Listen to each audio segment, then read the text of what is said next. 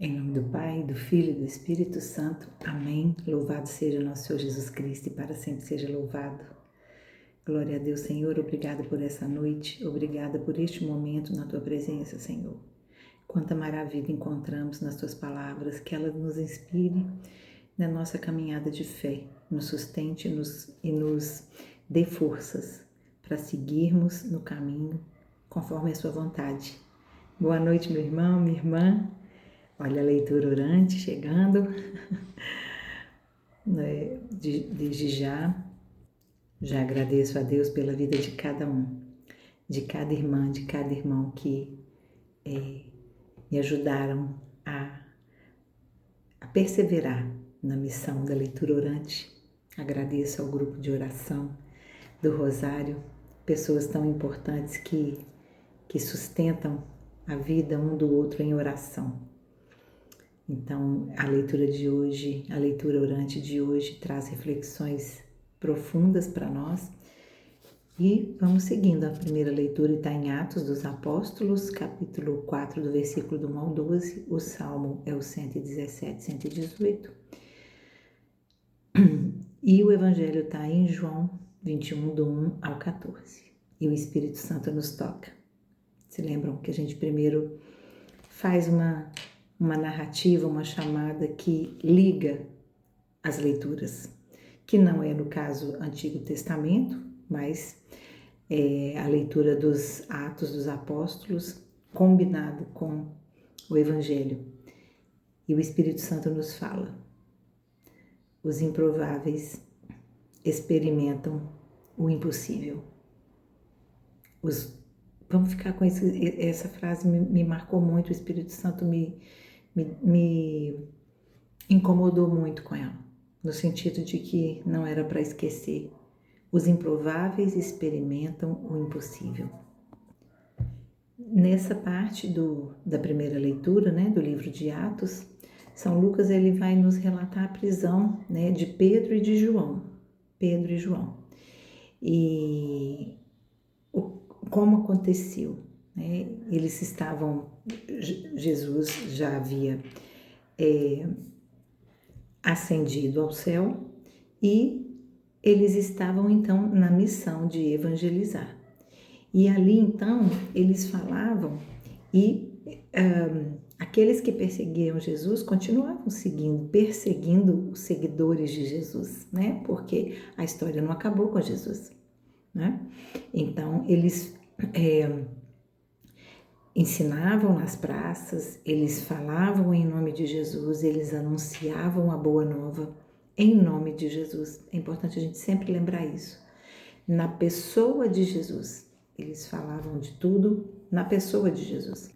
E mais, que era um ponto de muita divergência, que era a ressurreição dos mortos. E eles falavam com muita propriedade. E essa ressurreição, ela não era aceita, por isso eles eram perseguidos. Então prenderam eles, Pedro e João. E só que, mesmo eles tendo sido presos, o movimento sempre acontece ao contrário do que o perseguidor deseja, Quanto mais aconteciam perseguições, a palavra fala, muitos creram nas palavras deles, mais de 5.000, pensa, 5.000 hoje é muito, naquele tempo. E aí, como eles fizeram com Jesus, fizeram também com Pedro e João. Eles então perguntaram com que poder ou em nome de quem vocês fazem isso? Porque eles estavam cheios do Espírito Santo e levando prodígios, milagres, E aí, então, Pedro, ele faz uma profissão de fé, digamos assim, Ele diz, aquele que vocês crucificaram se tornou a pedra angular. Isso é tão bonito. A pedra que vocês rejeitaram agora é a pedra angular. A pedra angular é aquela pedra que, numa porta em arco assim, é aquela pedra triangular que fica aqui, que junta as duas partes e nada desaba, nada desaba. Vamos ficar com isso aí que nós vamos precisar disso lá no Evangelho.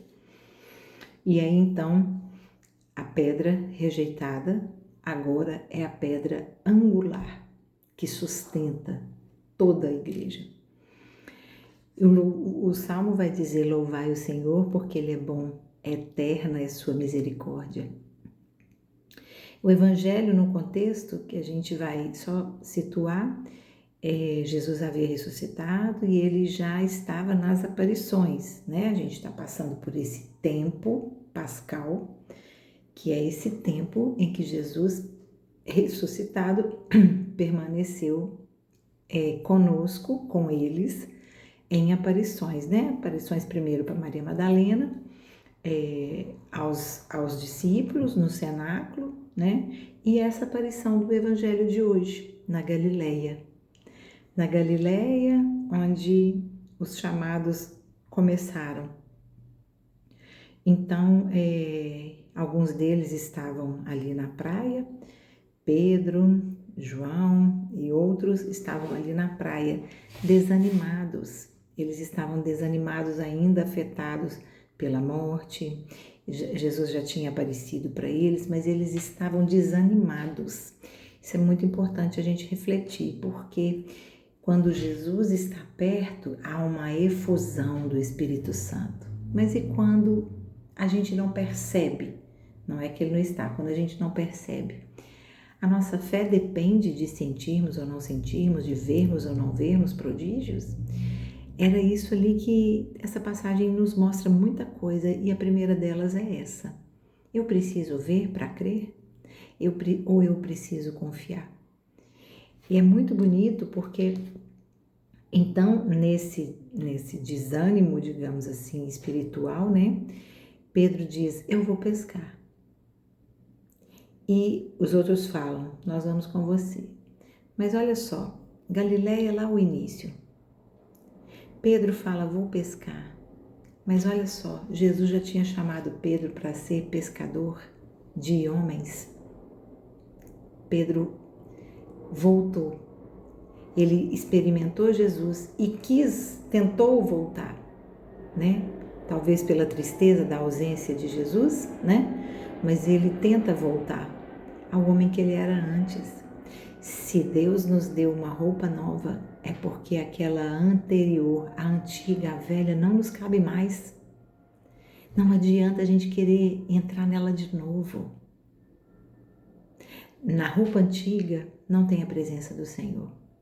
E na pescaria de Pedro e dos discípulos também não havia abundância, porque o Senhor não estava lá. Não estava lá não porque Jesus não estivesse, mas porque eles estavam procurando pelas próprias forças. Não era isso que Jesus mandou que eles fizessem. Mas na insegurança humana foi isso que eles foram fazer. E então é muito bonito porque nós também fazemos isso. Muitas vezes, cansados de tantas coisas, a gente quer voltar atrás, mas essa é uma estratégia já manjada, né, do inimigo. Ele primeiro nos cansa para depois a gente desistir. Só que eles então pescaram a noite toda, né? A gente fica tentando, eu vou conseguir. Eles pescaram a noite toda, pescadores experientes, e nada pegaram. Isso é tão emblemático, né? A treva, a noite, são as trevas que eles estavam, porque eles estavam longe do chamado de Deus. Então, se eu estou longe do meu chamado, eu estou nas trevas. É a noite, e é a noite em que eu não pesco nada, porque o que tem que frutificar em mim são os frutos que Jesus me der. Então, e ali eles não pescaram nada. E aí é importante a gente pensar nesses versículos agora iniciais, como é a nossa vida sem Jesus. ela é escassa, ela não tem frutos, nada dá que seja do agrado de Deus, né? Ela é uma noite escura, ela é um vazio, ela é sem rumo, aquele barco não sabia para onde ia. Ela é sem vida, até que amanhece Jesus chega na praia. A luz chegou e ele estava na praia. Eles também não reconheceram ele, né? E nós também não reconhecemos, que muitas vezes ele passa, vai e volta na nossa frente, a gente insiste em não vê-lo. E assim também foi com eles. E aí Jesus pergunta assim: amigos, tens alguma coisa para comer? Lembra que Jesus pediu à samaritana: dá-me de beber. Aqui ele está pedindo para os discípulos: tem algo para comer? Eles não pescaram nada. Não pescou? Não tem comida? E aí então Jesus, não reconhecido ainda por eles, disse: não. E essa resposta ela é muito importante a gente perceber, porque esse não a um pedido de Jesus é o nosso coração duro, resistindo a nos entregar a Ele. Tem aí algum lugar para mim? A gente fala não, mas não é isso que a gente quer falar. Hoje a gente já sabe, pode dizer, não é isso que nós queremos. Jesus tem todo lugar, tem todo o meu coração para Ti, Senhor. Alimenta-me, alimenta-me. E aí então, ai gente, é tão bonito que a gente não dê essa resposta para Jesus, né? Quando ele fala, vocês têm aí algo para mim? A gente fala, não, a gente não pode falar isso.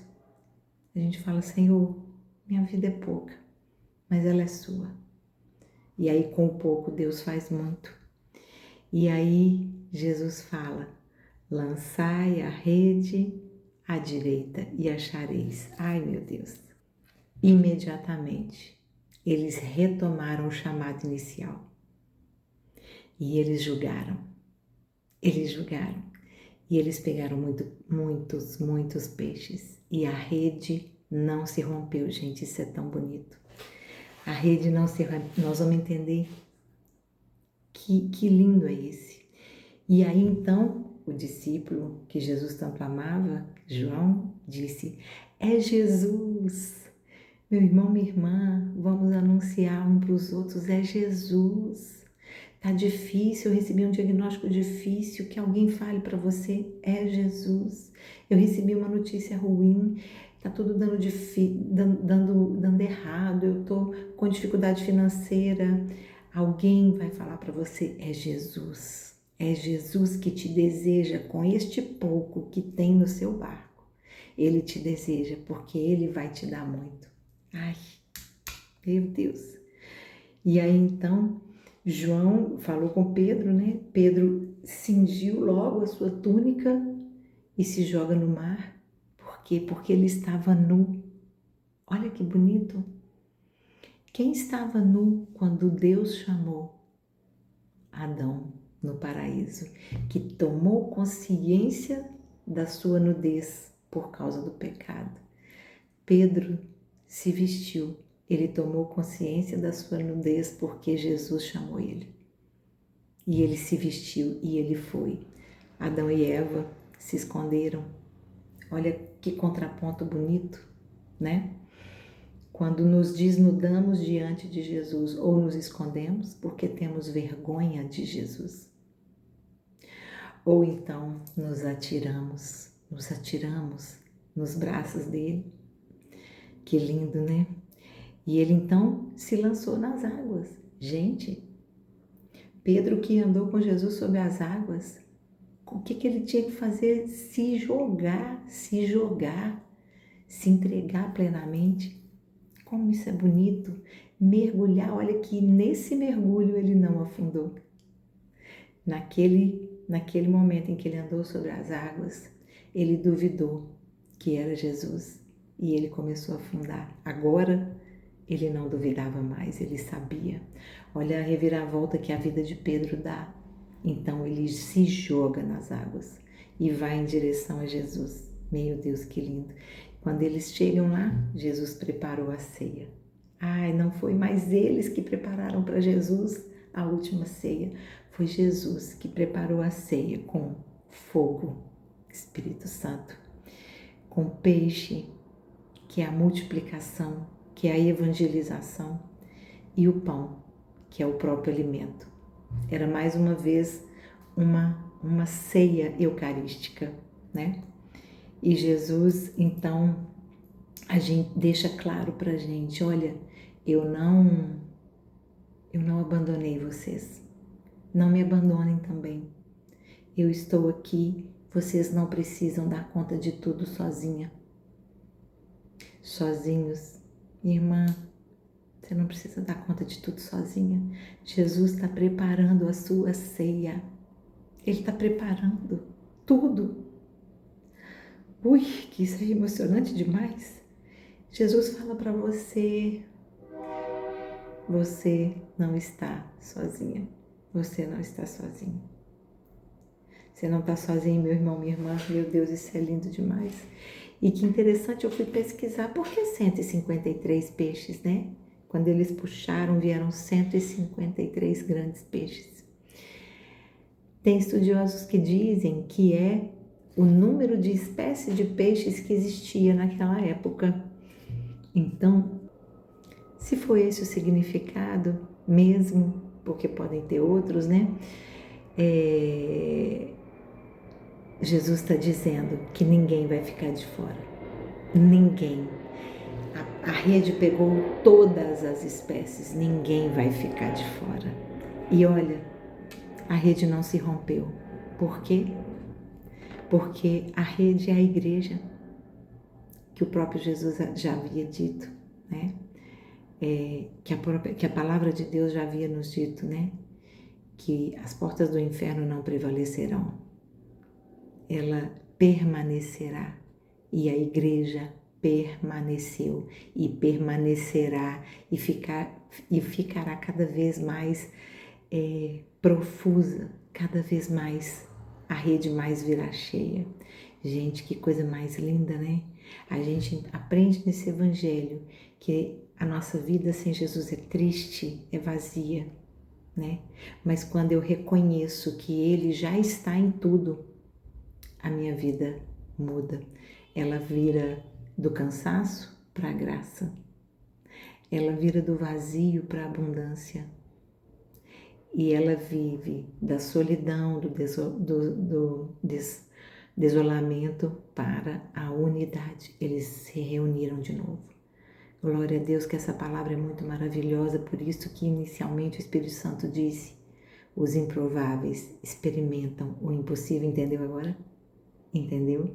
Você, eu, somos improváveis. E Deus nos chama a experimentar o impossível. Ai, glória a Deus, que coisa mais linda.